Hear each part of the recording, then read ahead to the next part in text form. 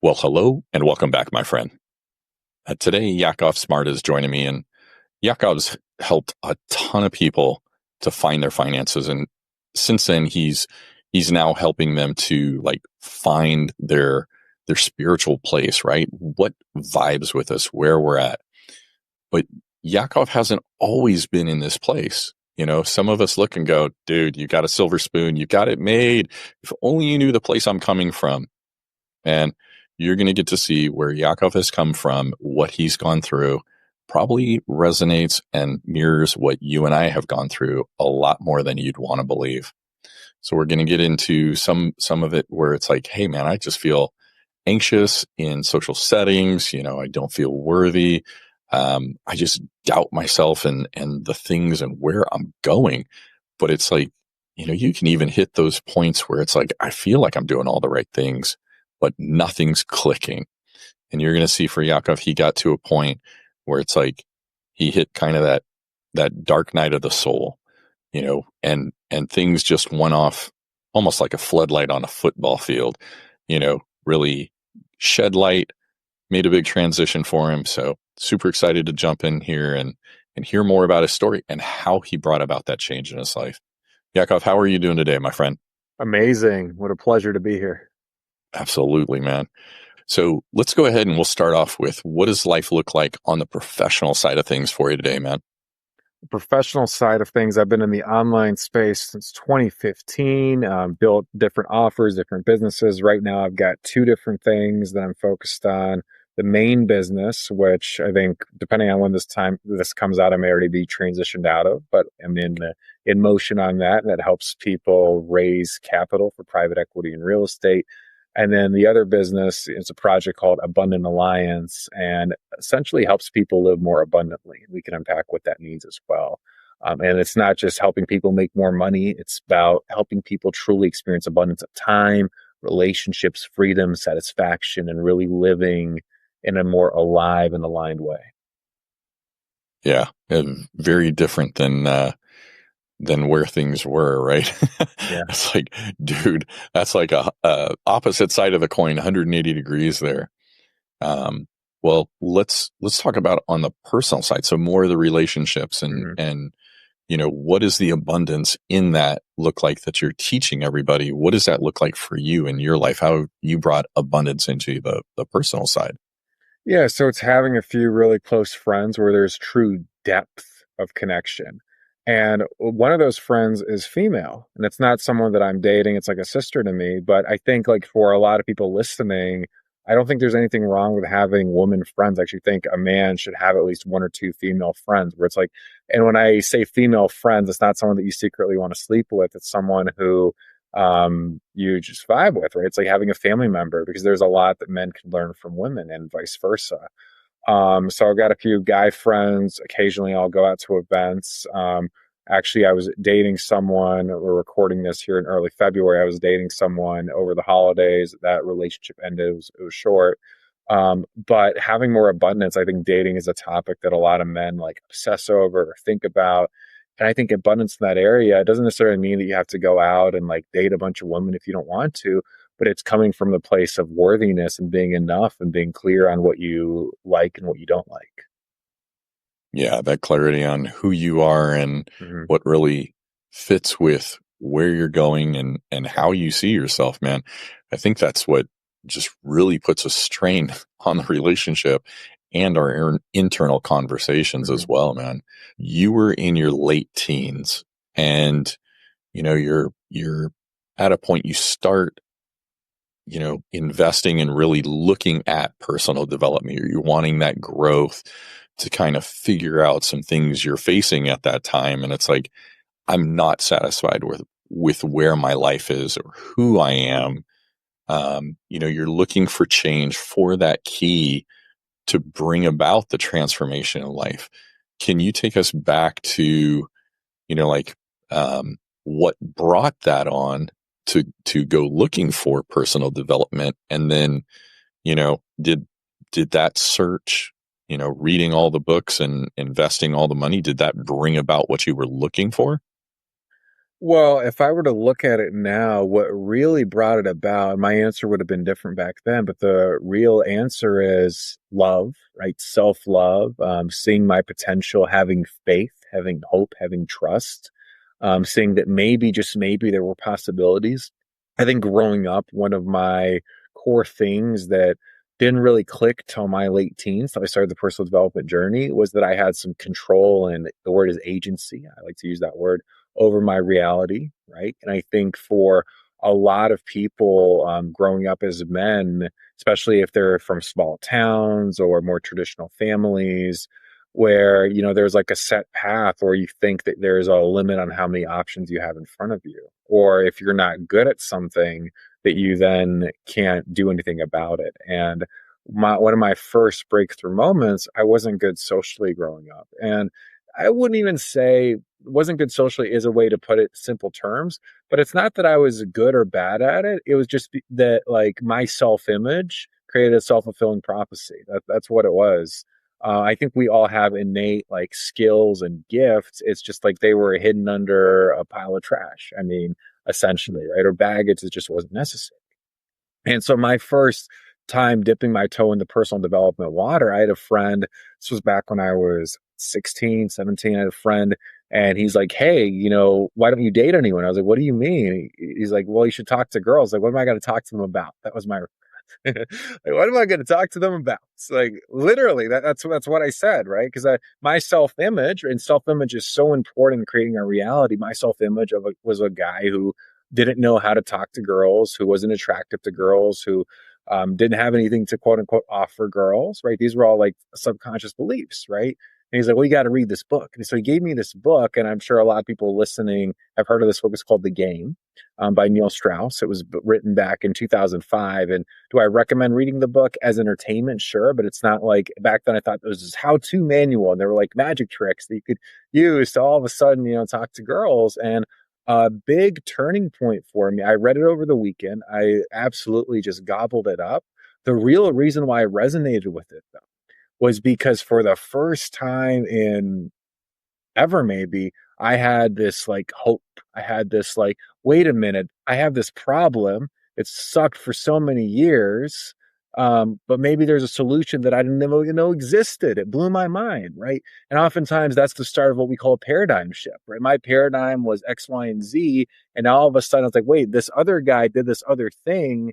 Maybe there's something I can do about it as well. Because if it worked for him, maybe it'll work for me. And I think that was the first turning point of me actually doing something about it. And this is really, really important. I read the book, but it's not like I read it and just, did a bunch of research and Googling and just like didn't do anything with it. Immediately on Monday, I came back to school. I went to the library during lunch. First girl that I saw, I sat down and started talking to her.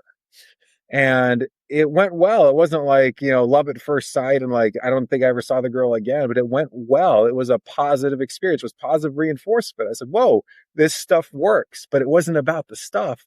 It was about me just boldly putting myself out there and connecting. It's not rocket science. It wasn't about like the fancy routines or magic tricks or any of that BS. I was like, "Whoa, if that works, then what else can I change?" And so that's where I developed this sort of like love for personal growth. It's like that first win. And I think oftentimes if you feel like you're stuck in a rut, or you're trying a lot of different things, that first win, that first breadcrumb, for me and for a lot of men, when we first taste that momentum, if something's really important to us, we double down, we'll do whatever it takes, right? So that led to this like almost obsession with personal development. Read so many books, listened to audios, all these different things. The issue, and looking back several years later, after I had invested over 100,000 in seminars, events, coaches, books, all these different things, the problem was I still didn't love myself. Right? That was the problem. And the problem was there were still issues with self-image. And so I think the whole self-help world is a wonderful world. It's a big industry. You and I are part of that industry as well. And at the same time, what it doesn't talk about is this concept of becoming a match to your desired results on a quantum level, right? That's not talked about. And that is, if there's one solution to any problem that universally is true, it's like if you want a desired result and you become a match to it on a quantum energetic level, the result will show up, right? And I think for anyone listening who doesn't have a result they want in the area, that's not debatable. Whether you believe it or not, it's true. It's the most reassuring thing to know because that gives you the opportunity to shift things, it gives you the opportunity to change, gives you the opportunity to transform, like we're talking about here. Mm. So as you're sitting there kind of like coming to that realization, like, hey, I'm not loving myself, right? There's that self-hatred or that self-loathing. And if we spilled something, right? Man, why can't you ever get it right? Why are you so clumsy? Is that kind of like self-deprecating, you know, talk, that negative self-speak?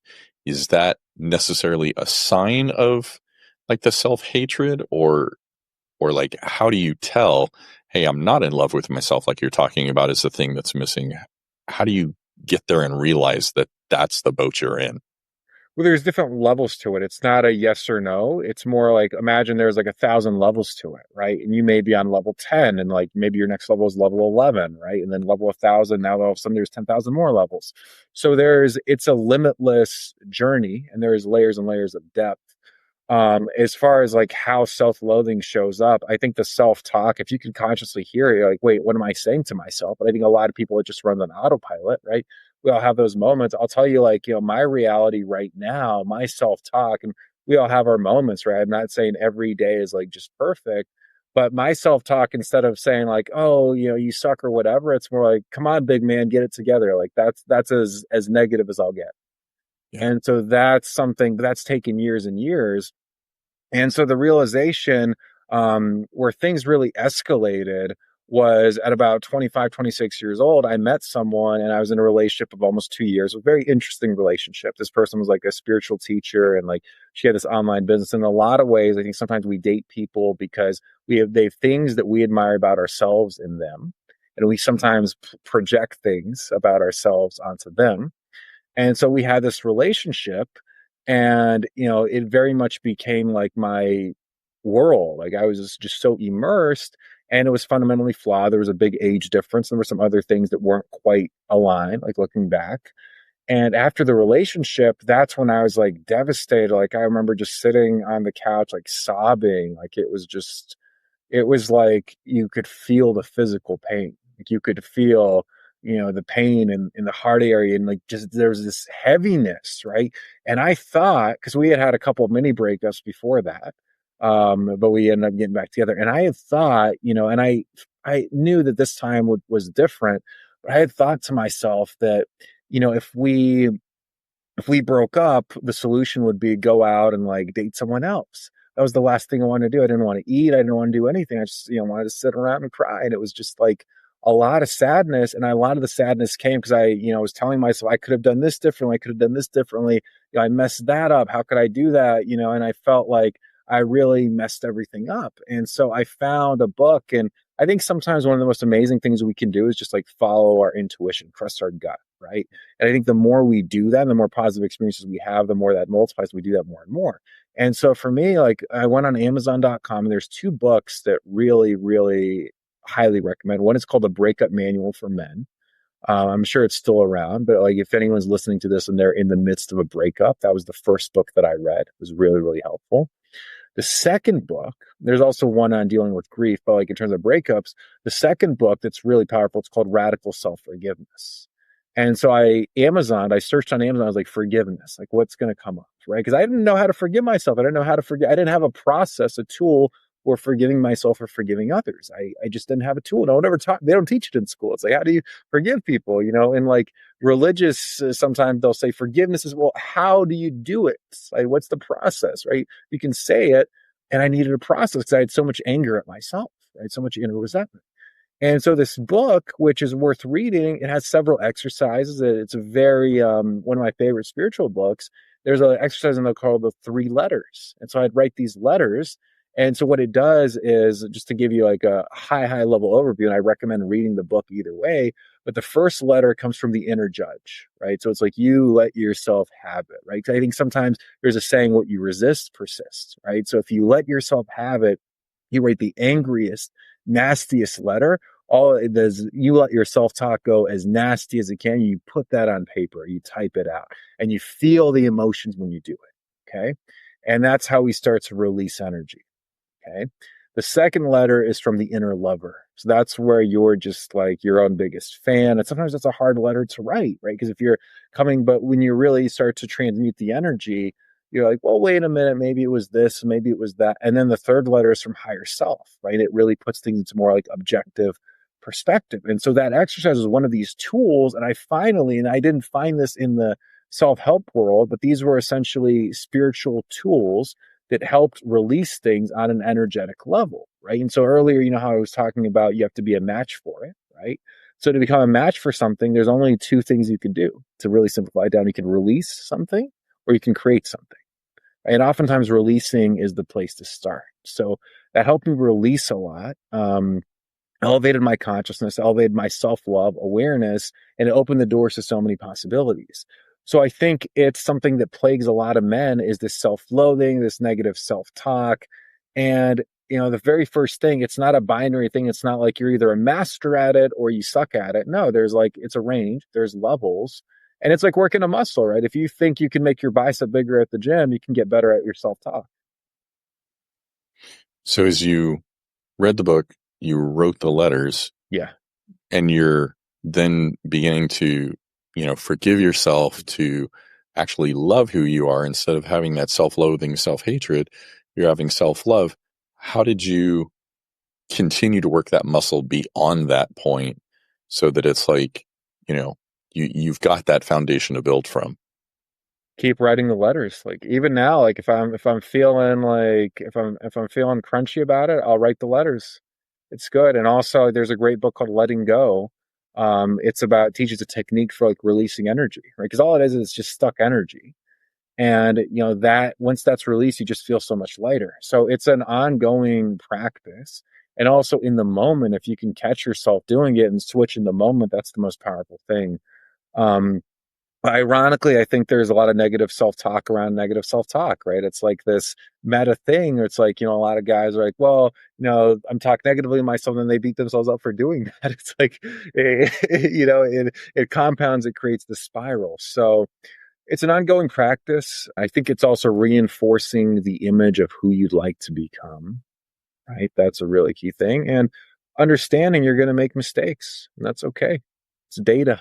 It's getting data faster, um, and just taking things a little more lightly as well. I think like sometimes it's easy to like dwell on things. I think dwelling is actually one of the worst things someone can do, right? I mean, let yourself process something, but oftentimes taking action will raise the energy of something, right? And that's really where, if you go from that place to taking action, there's a framework called the map of consciousness. If people are familiar, they can Google it. There's a lot of great stuff out there. And it's simply, if you're in a place of sadness is a lower emotion. You're not going to go to love necessarily within a minute, but you can go from sadness to anger. Anger has a lot more energy than sadness. From anger, you go up to pride, right? And then the next level. So it's just managing that. And again, I think there's layers and layers to it, but I believe it's a skill set that more men need to know. It's working that muscle. Yeah. Do you find as you've written those letters that like it becomes easier, like you're getting that clarity in what you want to say versus when you first did it? I'm assuming like when you first did the first one, was it like the self-love, was that the hardest one to write? Like the second letter, was that the hardest one to write at that time? Yeah, the key thing with the letters is it can be depending on how charged the topic is in the moment. Like it's really important to like feel the emotion out and just let yourself go there. That's the biggest thing. To me, it's almost like taking a shower. Like sometimes I'm like, I feel a little heavy, and then I'm like, oh, do I really need to sit there and write some letters or process it? Yes. The answer is yes. It could take 5 minutes, 10 minutes, doesn't have to be this long thing, but it's doing something in the 3D, taking an action to release that and to feel better, right? So it's like, people carry around so much emotional baggage. And it's kind of like, would you go days without showering? you go days just like smelling and being dirty? Of course not. And yet very few people, if you look at collective society, have tools like this that they can use to cleanse themselves and feel better without numbing, by the way, right? Notice we're not talking about doing drugs or getting drunk or anything like that. No, it's sitting with something, going through a process and showering off that low energy, that heaviness. So in essence, we're not supposed to do like we see too many teen boys that skip the shower, that use Axe and just kind of mask that. You're saying that's not healthy to do emotionally. Is that what I'm hearing there? I think most guys do that emotionally. They spray on the Axe till where they walk into the room, they reek of it. Everyone's like, "Who? What's that smell?" Yeah. Oh man. Well, as you've, you got to that point post breakup, you're coming into this point of, self-love. Did that then change your image of your worthiness and who you are as well alongside of it, or was that something that you had to do different to find your worthiness? Yeah, it completely went in tandem. It completely elevated that worthiness, relationship with self, self-love, all the things. All the things came together. Raised my standards for myself, right? Just gave me more confidence in being able to deal and process emotions. I mean, that's a lot of guys aren't scared of physical altercations or doing like crazy stuff or like, any of those types of things. But when it comes to processing emotions, that can be a scary place for a guy, right? Because it's less familiar and it's not necessarily even having to do with the body, it's the mind and even on a deeper level the soul, right? And this is more mysterious type of territory. So, and I'm not saying, just to be very clear, I'm not saying to be doing this all day, like, oh, you got to process emotions, go. I'm not saying that, but I am saying just like if you're starting at zero, get to one. That's the biggest thing. It's just like building a muscle, right? If someone's overweight or someone's like, super skinny and they're going to the gym for the first time, you're not going to expect them to be able to do big things at the gym, but you got to start somewhere, right? So it's having tools, right? It's having practices, things you can rely on, and also being there for yourself that you can depend on yourself. You need to take a moment, you can give yourself that space.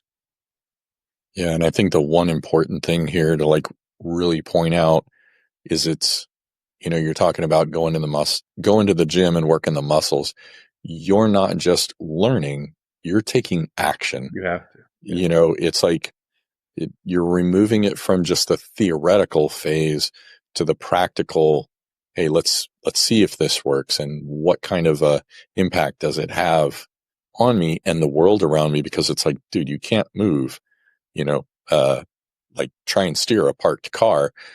We're in essence that car. Mhm. And unless we're taking action, it's all going to remain theoretical. We stay the same as who we are, who we have been. It's putting into practice and trying it out. Mhm. And I'm assuming then like the next step is giving ourselves grace, to like not do things correctly out of the gate, right? To, like if we're figuring out an emotional bicep curl, we may not have our form in line. Is that right? Yeah, of course. Yeah, it takes practice, honing it in, different things working with different people. There's different tools. But I love what you said about actions. It's like we go back to the metaphor of showering, right? If you think about someone showering, imagine you have a guy who's sitting there at the gym and he's thinking about showering. He's thinking really hard. He's reading articles about how to take the best shower, about, the best shampoo, body wash, but he never gets in the shower and days go by. He's going to smell terrible, right? Same thing. It's better to just do the act and get that process moving. Yeah. Because otherwise it just stays in our head and doesn't transfer to who we are, the actions that we take. Mhm. So as you like start working through this, like transformation, right? You're totally changing. You're seeing yourself differently. You're feeling about yourself differently. How does the world around you change, or does it remain the same? Or are you seeing like, changes in relationships and career and different things like that? It's not just all internal, we'll say. Yeah, well, definitely. If you're not seeing changes in the outside world, you're not doing it right. So, and I don't say that everything's going to change overnight, but it's in the quantum, we call it the 5D and the 3D, right? So the 5D is, we can call it the universe, we can call it, somewhere out there. The 3D, you can feel it, touch it, see it, the five senses, right? So if you're just feeling better, quote unquote, but nothing different is showing up, there's still a missing piece. And sometimes it takes a little while for things to show up. There's patience, grace, like you mentioned, but typically you're gonna, and to get a little more metaphysical here, because why not, you're elevating your level of consciousness, and at different levels of consciousness people attract different types of things, right? And so if you know eradicate a pocket of lower energy, you're immediately going to make yourself more attractive. I recorded a podcast episode, I was like, the secret F word that makes you more attractive instantly. Like forgiveness, right? It's the process for releasing energy, right? So definitely, saw a change at the time. I had a big breakthrough in business, redefined my offer, redefined like my structure, had, bigger business and freed up more time at the same time. So like, all that came though because of shifting my energy, who I was being first, right? It didn't come from some crazy strategy or tactic first. It came from shifting my energy first. So that's a really big thing. And yeah, this was in October of 2021. Yeah. So like new revenue numbers, dating was just different. I found that I was attracting, in my eyes, a higher caliber of woman, right? Women who are more aligned. I had more confidence in the value that I was providing, right? So all these different things would transpire. New friendships came about, right? So a lot of great things. And I think that's available. The way that I look at it, and I think this is going to be helpful for everyone, is imagine your current situation in anything, like let's say it's relationships, career, whatever the case may be. Imagine it if you think about like a swimming pool, right? You think about a water park. Those water parks, they have like all these little pools next to each other, right? So you're in a swimming pool right now. You could be in the middle of the pool, or you could just have one toe in, but your current reality, whatever it looks like in the 3D, or your current situation objectively, not how you feel about it, but objectively, whatever that looks like, you're in some sort of reality, right? And the very first step is understanding who is responsible for it. That's got to be the person in the mirror, right? That's the first step to power, is more responsibility. Okay, so you're in this pool. Now, depending on if you're in the middle of the pool, depending if you've got just one toe in the water, there could be a pool right next to you where you're on the cusp of experiencing a whole different reality. And by shifting something, thoughts, words, and actions, typically combination, now you're experiencing a different reality in that area, right? And again, only two ways to do it: release and create. Okay, when in doubt, release to receive. Okay, that's one of my favorite sayings: release to receive. So if you're in a certain reality and like you shift energetically, now you're going to the next pool. But let's say you want something that's so far away. That's cool, but you just have to go to a different water park. So you're going to head to the airport. Like if I wanted to go to a water park in Australia, it's available on planet Earth, right? I need to go to the airport first.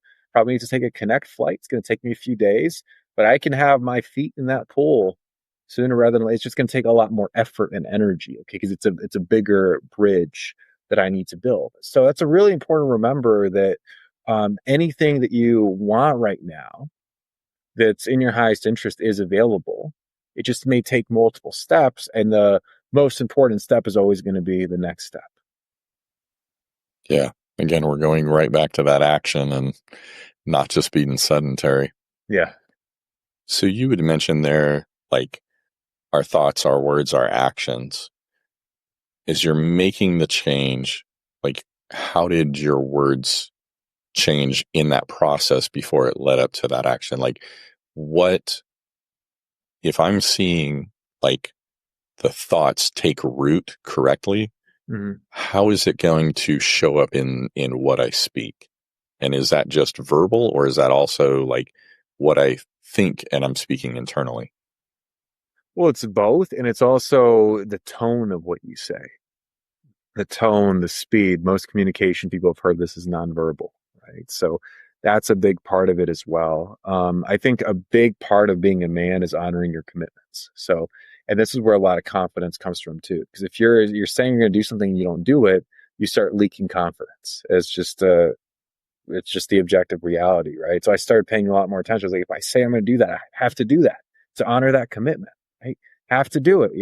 Sometimes it can be being on time can be an example of that. If you say, I'm going to meet this person at this time, showing up at that time, right? Is it always perfect all the time? No, but at the same time, it's adhering to that standard, right? And I think, as a man, anyone listening, you can elevate your greatness, right? The standard that you hold yourself to. And if you find yourself saying I'm around, toxic people, or like these people don't understand me, will elevate your standard first, and then the people are either going to elevate also, or they're going to go away. That's just the way it works, right? So I think the actions, there's a cadence, there's a focus that can come there, right? And also just like understanding what's the point of the action, right? Because how many things do we do when we go about our days on a subconscious level that we're not even aware of, right? It could be like scrolling on your phone when you're sitting in traffic, right? Did you have to think about doing that? No. So it's like these little things, your habits start to change, they start to evolve. So it's being aware and then being intentional and taking action from that is what I'm getting Mm-hmm. from what you're saying. Because otherwise, if I just read it, but I don't speak it or take the action, I'm going to stay in the same place, continue to be frustrated and be like, that stuff didn't work, like we've done with so many other things. So how long did it take for you to start seeing change in your life? Was it like 30 days, 6 months, a year? I know you had talked about when you got the book and you took action the next day and talking to a girl, it was like, hey, here's some change. How long did it take to start seeing change? Immediately, like, I started seeing little things, different people show up. I started, doing different activities. And then to really like that change in the business, that one took about 3 months. Wow. So it can happen very, very quickly. I think anytime we're going through transformation, though, it's more or less zigzag than a straight line, right? That's really important to remember too.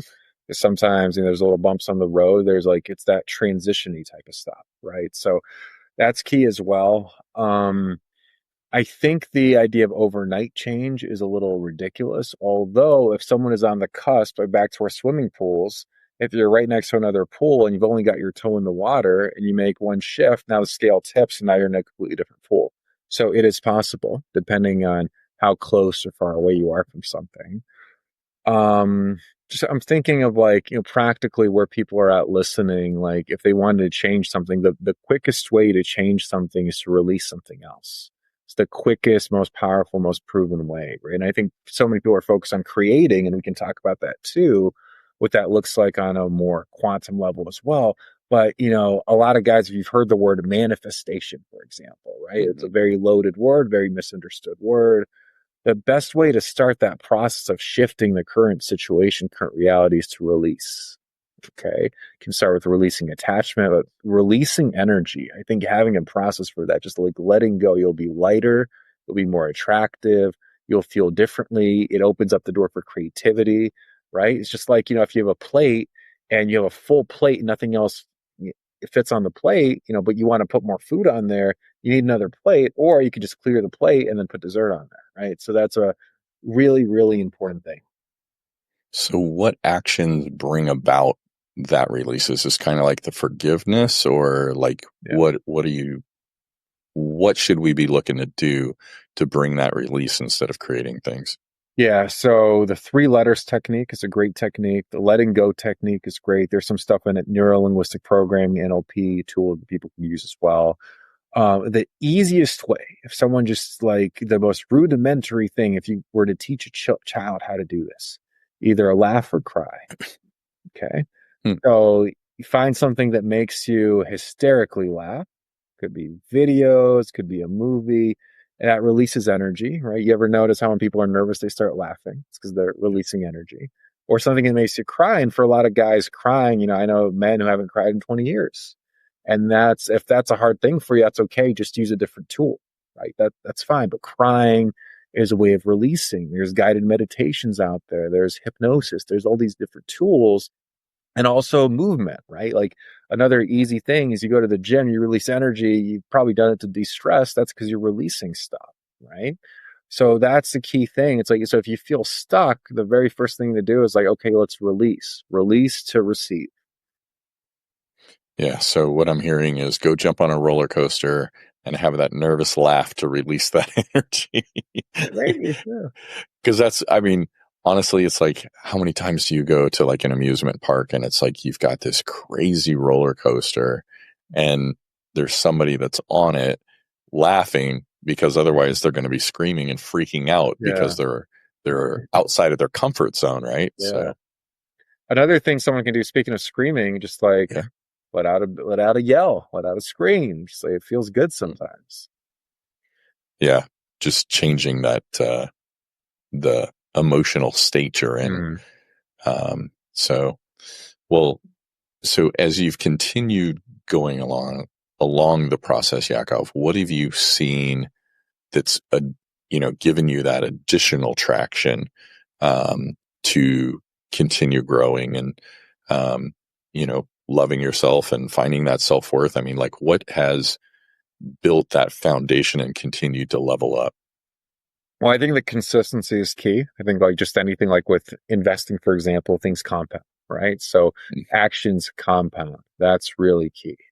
And anytime you slip up or, don't do something quite up to your standards, it's okay. It's like letting that go faster, okay, and not ignoring. Like if you're feeling heavy, you feel like you got to release, got to release. Don't let it drag on. If you're busy throughout the day, do it at night, but do it in the morning. Release, release. That's the biggest thing. I think for me too, like more recently, something that it's a little nuanced, but I'll share this is having operating systems for everything. Like literally, I have Google Documents. This is my operating system for this thing. When in doubt, go look at the system. Because what happens, and you mentioned different states, like if let's say I'm in an angry state, right, and I need to make a decision about something, that decision is probably going to lead to more anger. It's not the best place to make that decision from, right? Versus if all I need to remember is, hey, before I decide on this, or before I go and do this activity, let me look at the manual for it. Let me skim it immediately, just so like it reminds me of that state. And I make the operating system when I'm in a state that's of a higher energy in that thing, right? So, for example, if I wanted to go on a date, for example, right? I'll just a really practical example.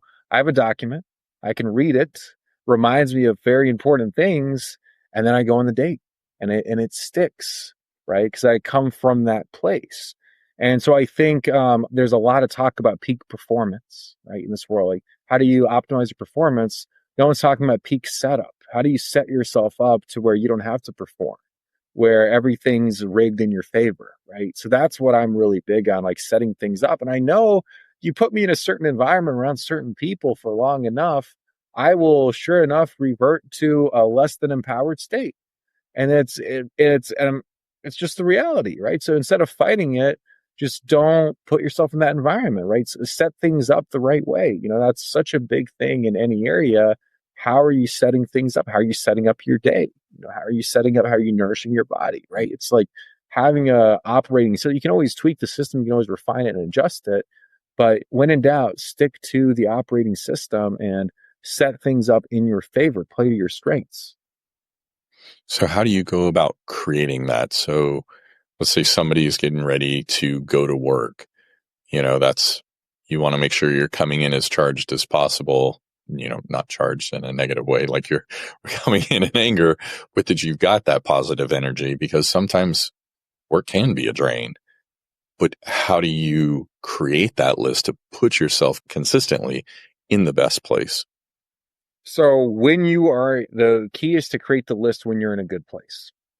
If you to remember next time you're in a good place in that area, that's when you create the operating system. You don't create it in a neutral place or a bad place, right? That's really important. So when you're in a good place, you recognize the patterns, you observe it. Okay, what led to this? Okay, that's a really, really big thing. It's like, okay, so this is what created this. And like you look for the principles. So there's a great book by Ray Dalio, Principles. There's principles to everything, right? So what are the principles to you being successful at work in this situation, right?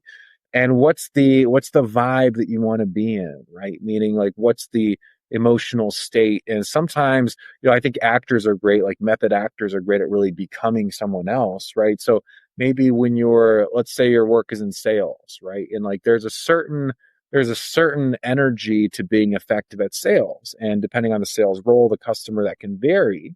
right? So one of the easiest things anyone can do is you pick a song that reminds you of that energy, and anytime you want to get into that state, you play the song. And ideally, you loop the song again and again. So if you're driving somewhere, you loop it again and again. You remind yourself of those things going in. You're going to be likely to be calibrating at that energy that you want to be at. So don't look for a low energy song. No ballads. Depends on what you want to do. If you need to do something that's like manual labor, like if you're going to dig holes, for example, right? Yeah. You probably want something that's like a little bit like feisty, like hip hop, hard rock. If you're listening to classical music digging holes, it's your digging's not going to go as well. It better be something very intense if that's the case. Yeah, exactly. Yep.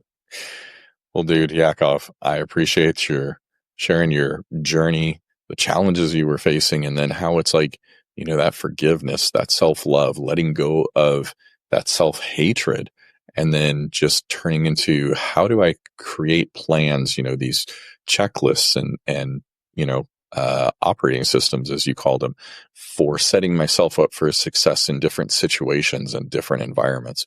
Dude, I appreciate you sharing all that. And if guys are looking to connect outside of this podcast, how can they do that?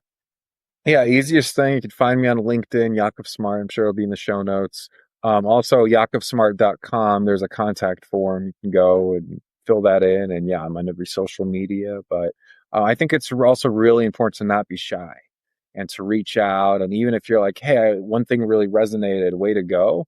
I think when you do that, that's also paying it forward, because then it's a mirror, right? Someone's going to end up doing that for you. And I think it adds to the party. So I highly recommend people. It's one thing to listen to a podcast. I love what you said about action and just like listen to every episode, take a bunch of notes, but the action is paying it forward, right? How can you add value to yourself and everyone who's sharing this with you? Yeah, 100%. It's like invest in yourself, not just with the knowledge, but with the action, and keep things moving forward. Yakov, I appreciate it. Thank you so much, my friend. Thank you.